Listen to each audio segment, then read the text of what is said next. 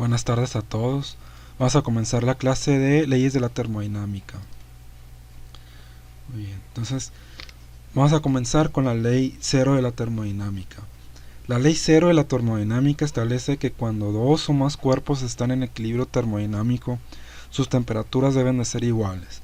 Cuando dos o más sustancias están interactuando, el calor total será la suma de los calores de todas las sustancias. Podemos ver como cuando estudiábamos la segunda ley de Newton, donde la suma de las fuerzas debe de ser igual a cero para un sistema de equilibrio mecánico.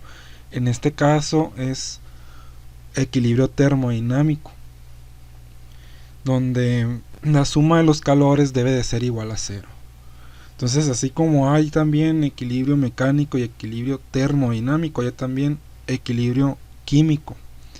Y en equilibrio químico, pues trata más de las reacciones, ¿no? Y potencial químico. Bueno, entonces aquí en las imágenes vemos un sistema A que está a una temperatura mayor que la del sistema B, que está un poco más frío. Entonces, cuando se ponen en contacto térmico, llega un punto en que el caliente le cede calor al sistema B, que es el de menor temperatura. Entonces llega un punto en que ya no hay más calor que transferir para el sistema A, y ambos adquieren la misma temperatura, una temperatura de equilibrio, que es más o menos como pues lo que se acostumbra hacer, ¿no? Para mantener tibia el agua. Hay que mezclar agua fría con agua caliente hasta que esté a una temperatura adecuada, ¿no? Muy bien. Entonces, vamos aquí un ejemplo de la aplicación de la ley 0. Entonces dice el ejemplo número 1. Un café de 700 gramos en total, a una temperatura de 80 grados centígrados, se vierte en una taza de aluminio que tiene una masa de 230 gramos, a una temperatura de 5 grados Celsius. Se añade hielo y pues se entiende que el hielo tiene una temperatura constante de 0 grados centígrados, que es la temperatura de fusión del hielo. Y se cierra la taza con una tapa de aluminio. Entonces hay que calcular la masa de hielo necesaria para que el sistema llegue a una temperatura final de equilibrio de 21 grados. Bueno, entonces, según la ley 0 de la termodinámica, el sistema tenderá hacia una temperatura final de equilibrio. En dicha temperatura, la suma de los calores debe de ser igual a cero. En este sistema físico tenemos la taza de aluminio, el café y el hielo. Buscamos los calores específicos de las sustancias en calorías, porque la masa nos la dan en gramos. Consideramos el café como si fuera agua. Entonces, para el café, el calor específico es el calor específico del agua, que es una caloría por gramo y grado Celsius. Esta barra está de más, omítenla. Para el aluminio tenemos que el calor específico es 0.215 calorías por gramo, y para el hielo es 0.5. Entonces las diferencias de temperatura van a ser: para el café, los 21 grados, que es la temperatura final, menos la inicial de 80, menos 59.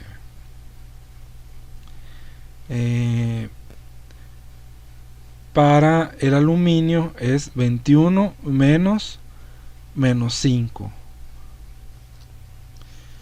Y para el hielo es 21 menos 0 y nos da 21 grados, ¿no?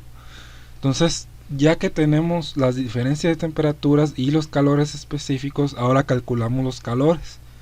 Entonces, el calor va a ser masa por calor específico por la diferencia de temperaturas. Entonces, para el café tenemos una masa de 700 gramos por 1, y por menos 59 nos da menos 41.300. Muy bien, ahora para el aluminio tenemos 230 por 0.215 por 26 y nos da 1285.7 calorías positivas. Nótese que el café es negativo. ¿Por qué? Porque está cediendo calor. El café está perdiendo calor. En cambio el aluminio, como está a una temperatura de menos 5 grados, el aluminio pues se calienta, ¿no? Se tiene que calentar. Y a lo igual el hielo también. No, el hielo no, perdón. Bien, entonces tenemos aquí para el hielo es masa. La masa la ponemos como M, y porque no la sabemos, es una incógnita, por 0.5, que es el calor específico del hielo, por 21, que es la diferencia de temperaturas. La final menos la inicial. Siempre es final menos inicial. Muy bien. Entonces continuamos. Sumamos los calores. Calor 1 más calor 2 más calor 3. Entonces tenemos menos 41.300 más 1.285 más 10.5 por M. Entonces juntamos los primeros dos y se juntan en menos 40.014.3 calorías más 10.5 por M. Ahora el menos 40.000, todo esto que está aquí en el lado derecho lo igualamos a 0. ¿Por qué? Porque en el equilibrio térmico la suma de los calores debe de ser igual a 0. Entonces esta parte que está restando va a pasar sumando al lado derecho, y el 10.5 va a pasar dividiendo de esta forma, ¿no? Se van a eliminar las calorías y los gramos se van a ir aquí arriba y nos queda 3.810 gramos de hielo necesarios para llevar a esa temperatura la mezcla. Entonces vemos que esto es algo muy inconveniente, ¿no? Porque son alrededor de 3.8 kilogramos de hielo. Es exagerada la cantidad de hielo, muy exagerada. Entonces existe un método más conveniente para enfriar una mezcla, y existe una ley llamada la ley de enfriamiento de Newton.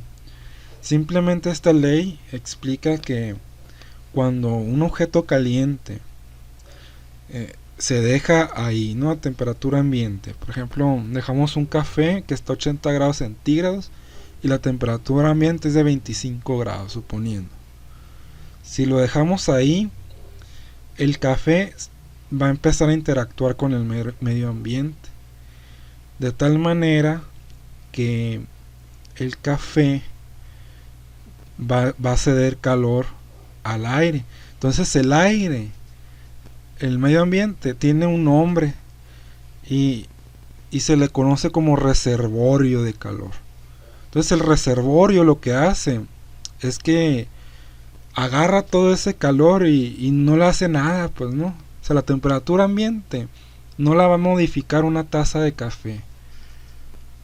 Es como si dijéramos que quisiéramos, es como si quisiéramos pintar todo un océano con gotitas de pintura. Nunca lo vamos a lograr. Si tiramos una gotita de pintura en el océano, se va a diluir y no va a dar cabida a que agarre un tinte o algo, ¿no?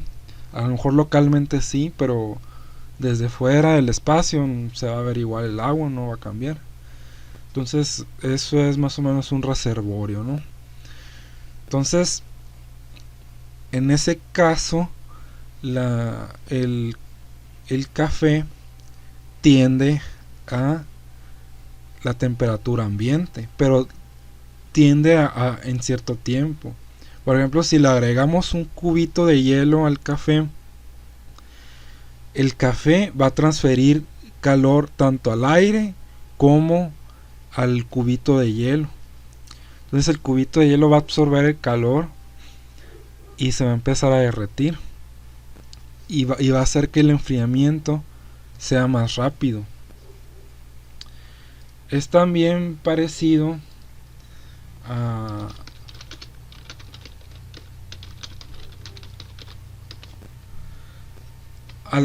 cuando cargamos un celular. O sea, cuando cargamos un celular,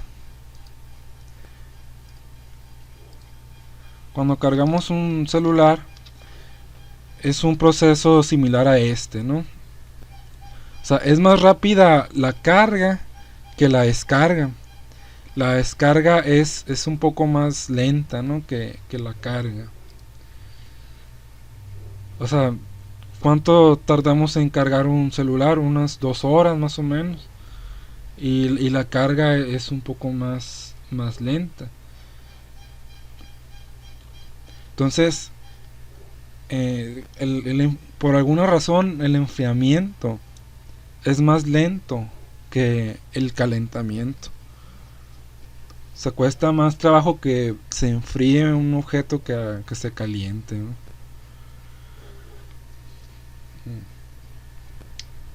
Y la ley de enfriamiento de Newton matemáticamente describe una curva parecida a esta, ¿no? A la de carga y descarga de una batería. Entonces aquí tenemos una aplicación donde podemos ver pues cómo se comporta el calor específico, ¿no? Por ejemplo, si aquí pusiéramos un termómetro, bueno, en ambos aquí, si aquí quisiéramos elevar la temperatura del agua, pues ahí vemos cómo se va elevando, ¿no? Y en cambio la del aceite aumenta mucho más rápido.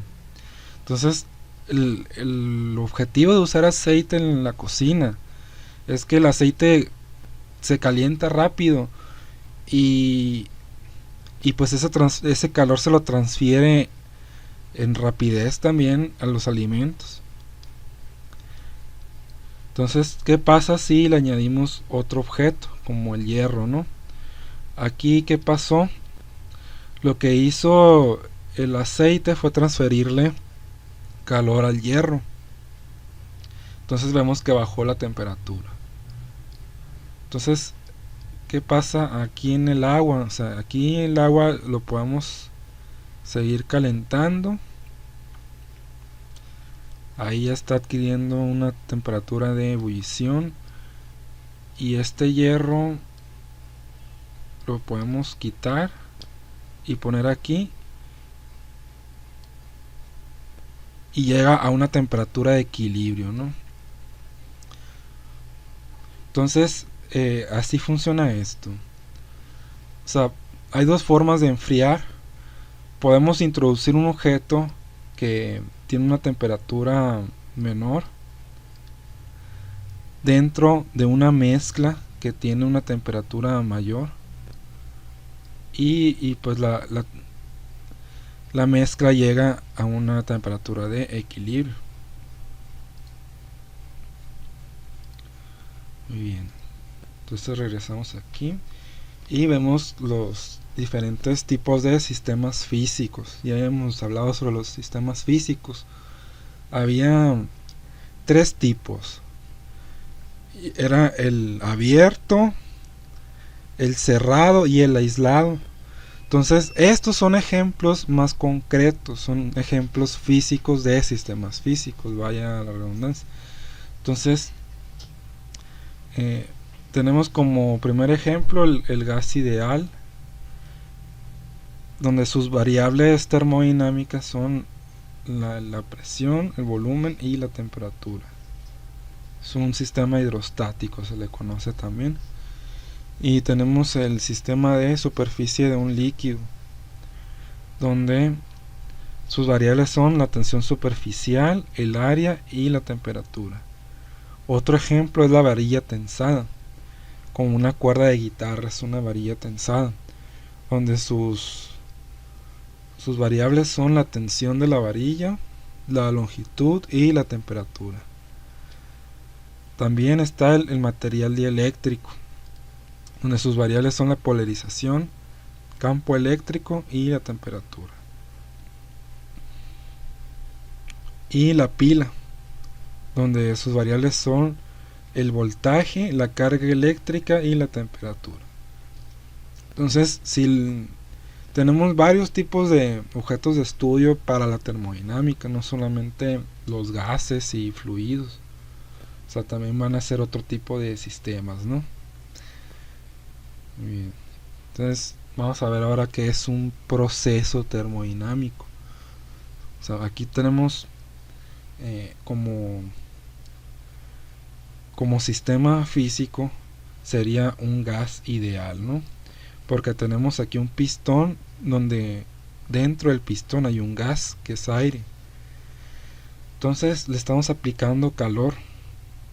¿Y qué va a pasar? Al momento de aplicarle calor, el aire se va a dilatar. Y al dilatarse va a ejercer una presión hacia arriba.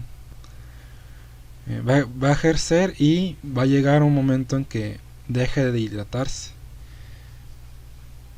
Entonces, cuando pasa esto, cuando ya deja de dilatarse,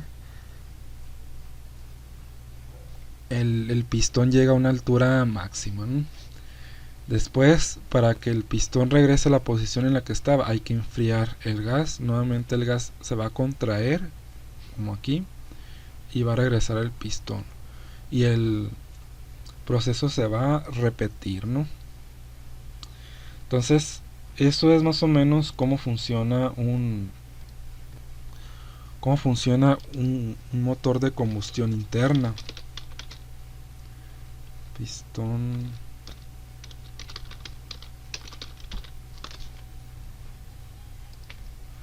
O sea, en un pistón de combustión interna tenemos aquí como cuatro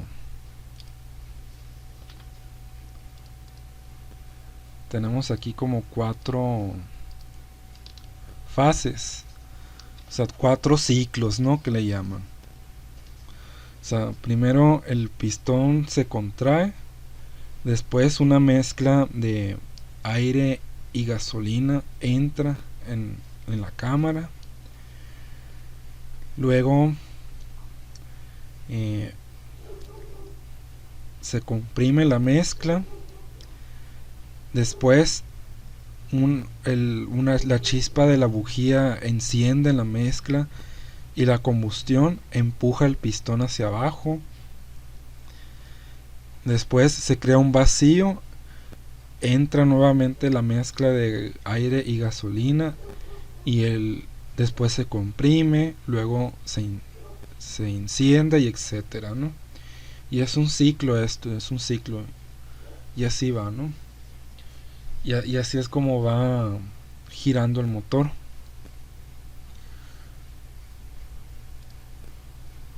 Entonces, tenemos que en este pistón en específico tenemos 2 ciclos, ¿no? Un primer ciclo en que el gas se expande, después se enfría y llega al estado 1, luego del estado 1 pasa al 2 y así sucesivamente. Entonces, hay 4 tipos de procesos termodinámicos. Uno es el isotérmico, es proceso a temperatura constante. Después está el isobárico, proceso a presión constante. Después el isocórico, proceso a volumen constante. Y el cuarto es isoentrópico o adiabático, también se le llama, proceso a entropía constante. Entonces el proceso adiabático o isotrópico es un proceso en el que se comprime un gas con un pistón de una manera tan rápida que no hay transferencia de calor. Entonces, al pasar esto, como no hay transferencia de calor, se dice que la entropía es constante, porque la entropía, ahorita lo vamos a ver, es una medida del desorden. Depende de los estados moleculares, ¿no?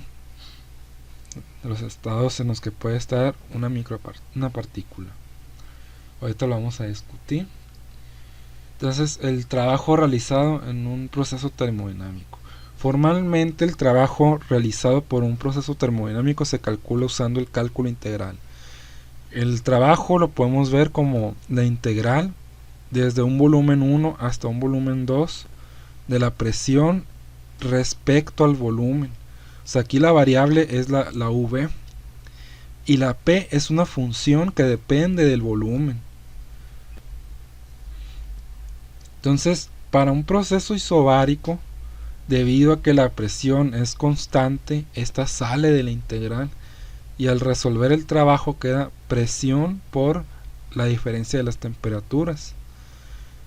Aquí cuando integramos una constante, pues solamente va a ser P por V, y aquí tenemos que evaluar en los extremos por el teorema del cálculo diferencial, el teorema fundamental del cálculo, ¿no?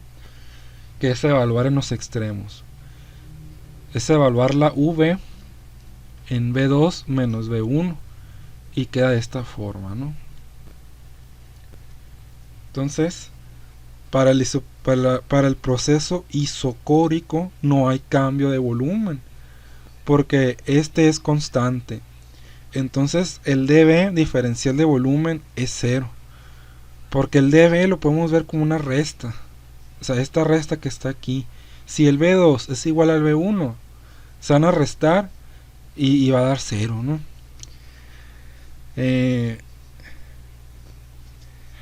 Ok. Este dB es como una resta diferencial, es un diferencial de volumen. Entonces, para los procesos isotérmico e isoentrópico, depende mucho de cómo se comporta la presión respecto al volumen.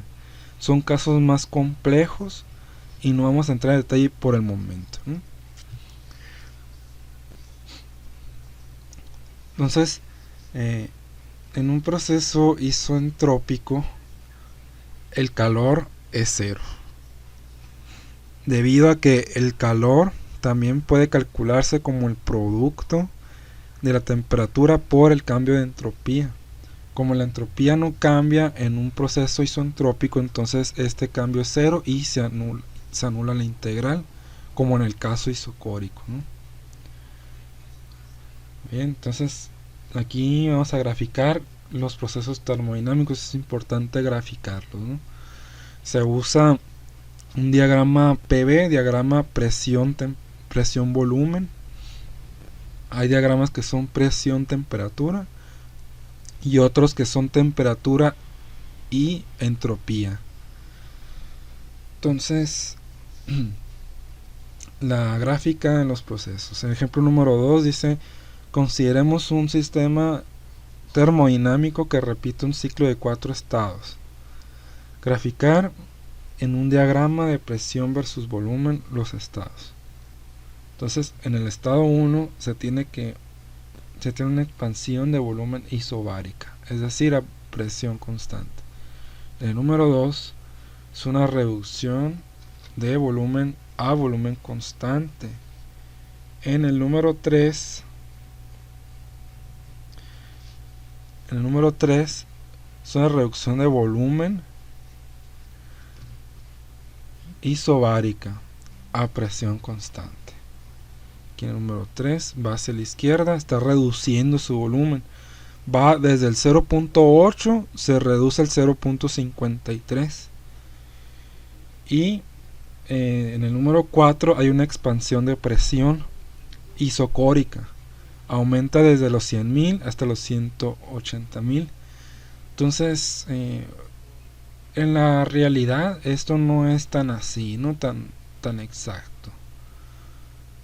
O sea, aquí muchas veces pasa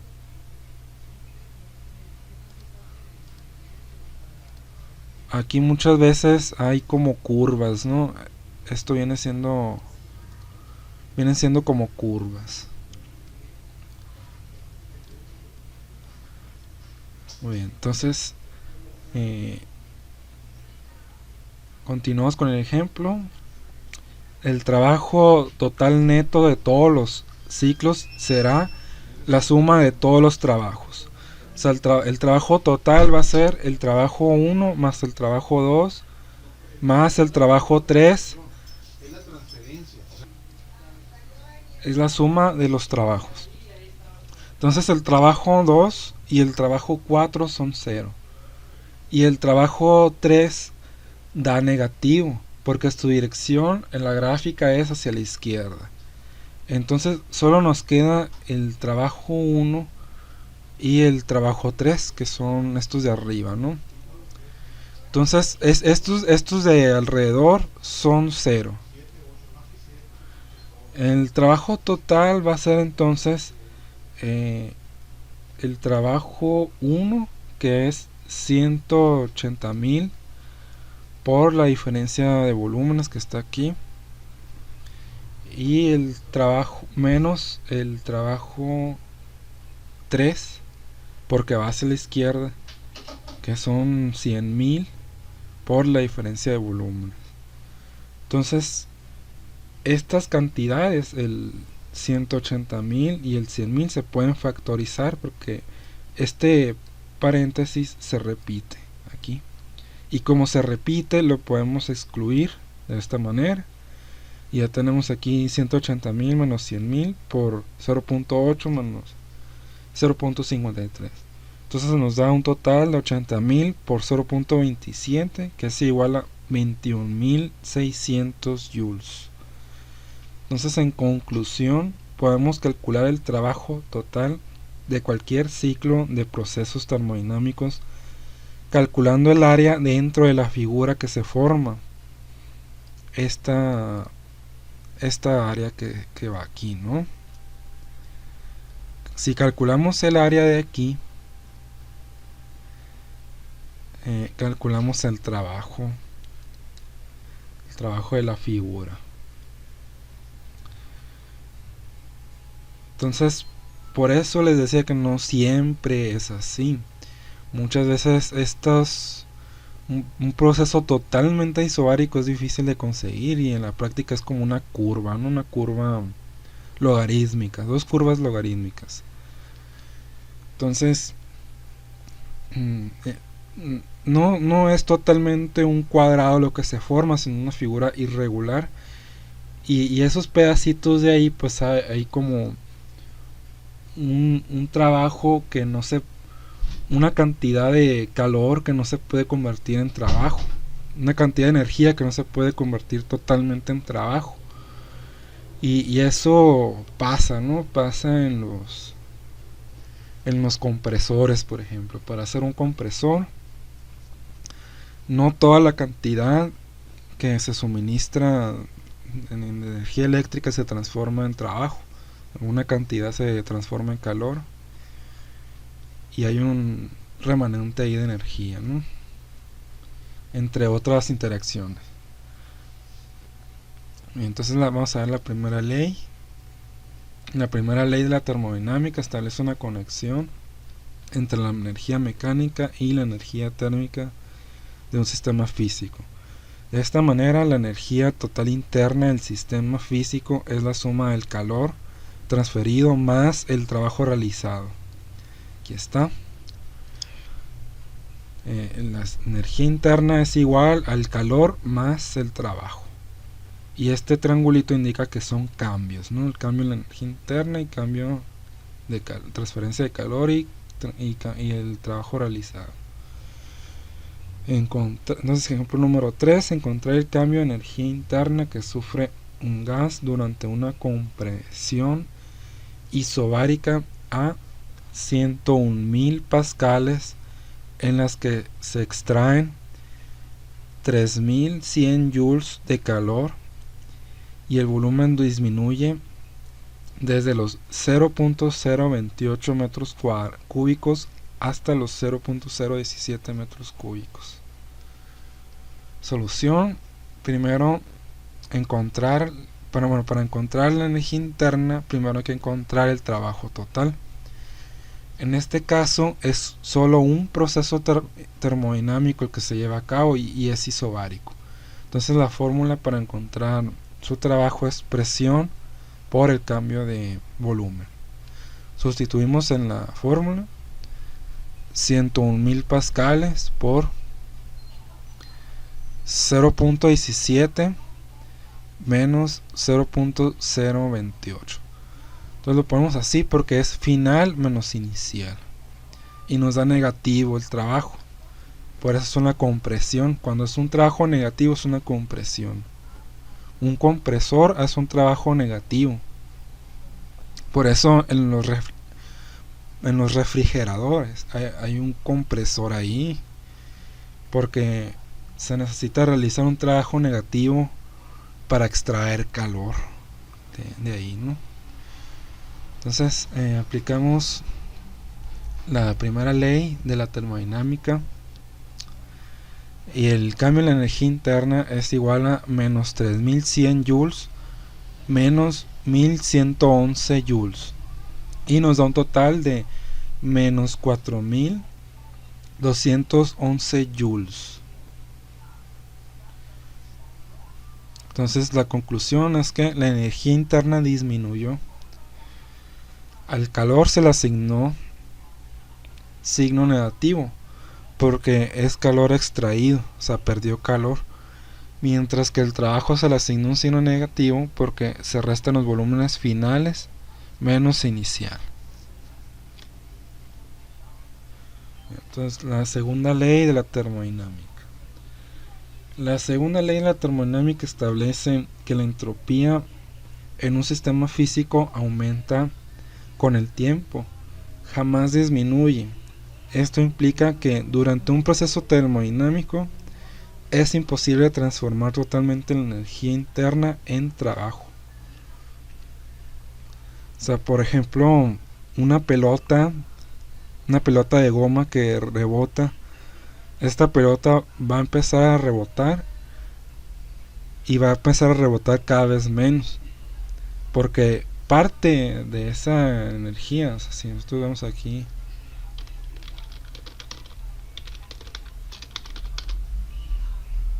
o sea, aquí vemos una imagen de una pelota rebotando.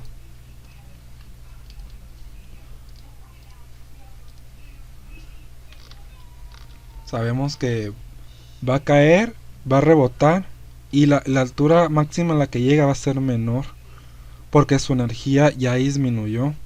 ¿Y por qué disminuyó? Porque al momento de impactar contra el suelo, parte de la energía interna se transfiere en forma de trabajo y este trabajo se disipa en la superficie en la que impacta como ondas sonoras, produce sonido y además de producir sonido produce un calor en la superficie.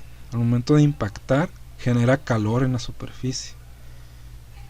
Entonces ahí ya está, la pelota está cediendo calor y aparte está transfiriendo energía, y al momento de desplazarse en el aire está luchando contra la resistencia del aire. Entonces ahí hay unas fuerzas de fricción que se oponen al movimiento de esta pelota y en ese trayecto le transfieren también trabajo, ¿no? Entonces al momento de rebotar pierde energía, llega hasta aquí como máximo, vuelve a caer y vuelve a perder energía y así sucesivamente hasta que el cambio de energía es totalmente cero. O sea, aquí hay cambio de energía, pero una vez que el objeto está estacionado no hay cambio de energía aparente, ¿no? Y esto en la termodinámica hay dos aspectos, ¿no? Hay un aspecto que es clásico, que es estudiar los objetos de forma macroscópica, donde vemos que el objeto puede estar totalmente en reposo. Sin embargo, si nos vamos al aspecto microscópico, el objeto no puede estar totalmente en reposo, y ahorita lo vamos a ver por qué. Entonces, la entropía es una medida del desorden de la materia y la energía en un sistema físico. Así como cuando uno guarda el cable de los audífonos en la bolsa del pantalón y este cable se enreda de alguna forma, ¿no? Al momento de caminar. Y es que al momento de caminar el cable adquiere de muchas formas posibles diferentes estados. Hay diferentes posibilidades en las que puede adquirir un estado el cable, ¿no? El cable puede estar de distintas formas, enrollado o enredado de alguna forma. Entonces hay una probabilidad de que al momento de mover la pierna el cable adquiere una forma y otra, ¿no? Entonces esa probabilidad de que adquiera cierto estado algún sistema tiene que ver con la entropía. Por ejemplo, aquí tenemos un sólido y en el sólido están muy bien ordenadas las moléculas. Este es un sólido cristalino, hay sólidos que son amorfos y ahí la entropía sí es mayor. Pero en un sólido cristalino las moléculas están perfectamente ordenadas. Ahí es el estado mínimo de entropía, el sólido. Después, cuando el sólido se derrite, las moléculas están un poco más separadas. Entonces, en el líquido hay mayor entropía, porque hay mayor desorden. Las moléculas pueden adquirir distintos estados. Después, a medida que se calienta y cambia de fase a gas, las moléculas están totalmente separadas y son independientes. Entonces ahí es un caso de mayor entropía y el sistema pues está más desordenado porque puede adquirir distintos estados cada partícula, ¿no? Aquí hay estados ligados que se le llaman estados ligados, y aquí son estados libres. O sea, aquí podemos ver como cuando estábamos viendo en los estados de la materia.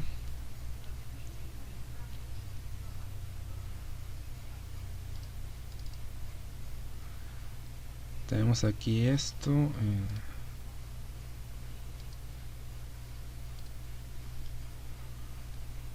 No era aquí. Bueno. Vámonos aquí. Bueno, no está.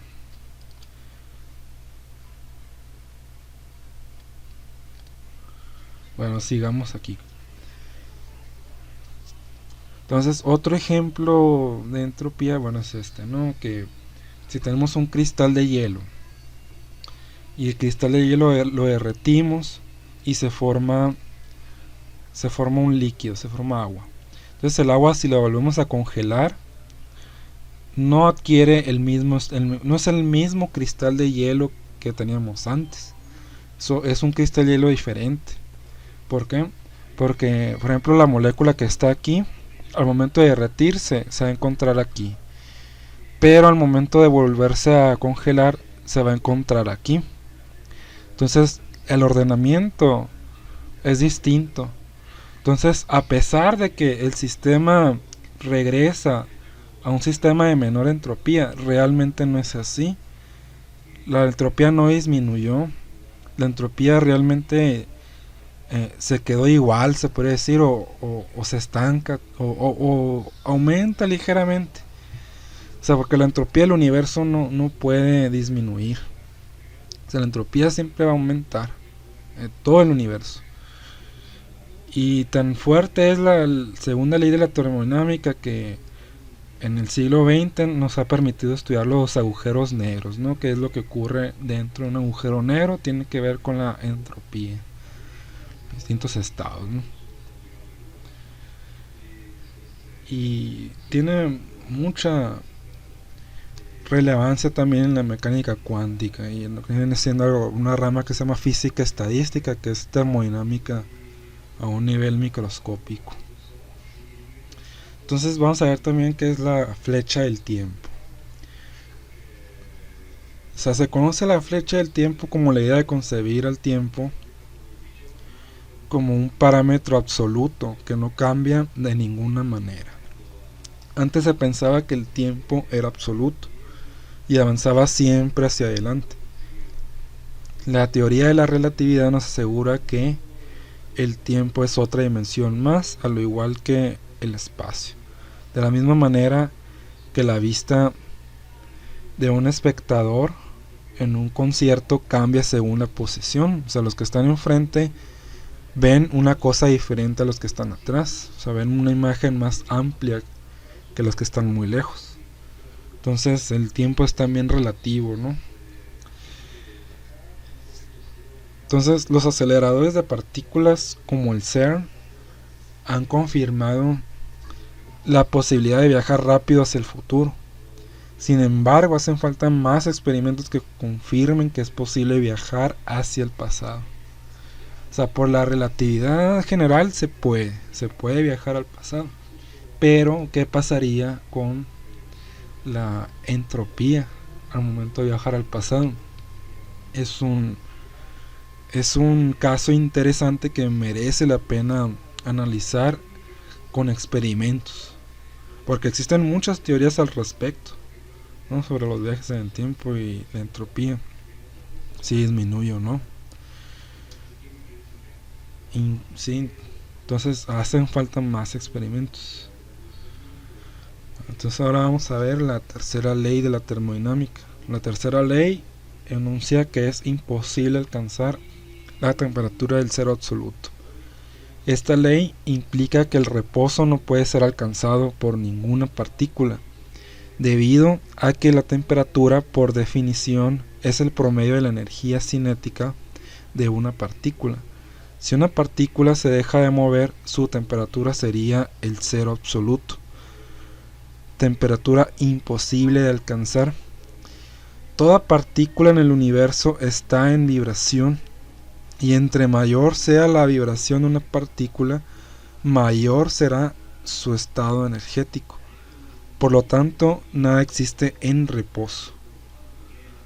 O sea, por lo mismo que no se puede alcanzar el cero absoluto, si se llegara a alcanzar, la partícula estaría totalmente estática, porque la temperatura es un promedio de la energía cinética, ¿no?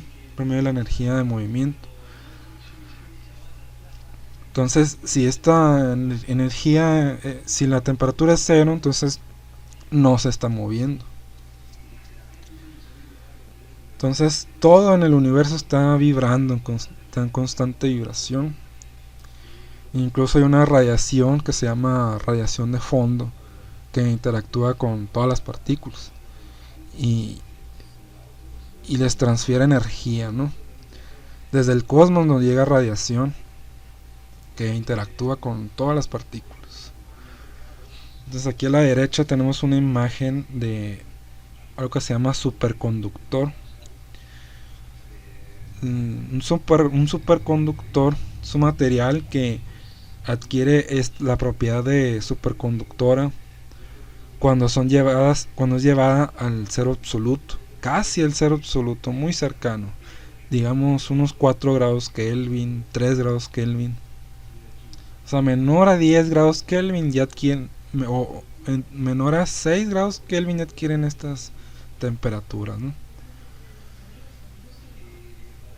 Entonces, el reto de la superconductividad es lograr adquirir materiales que presenten estas propiedades de superconductor, es decir, conducir energía eléctrica a casi la velocidad de la luz a temperatura ambiente.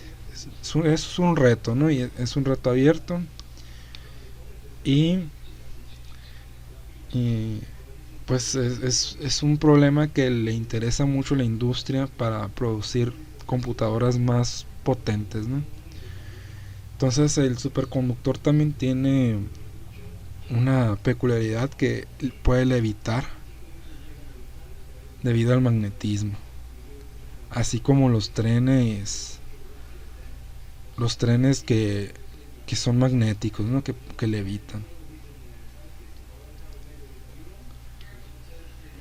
Bien, entonces ya tenemos aquí los ejercicios y preguntas propuestas.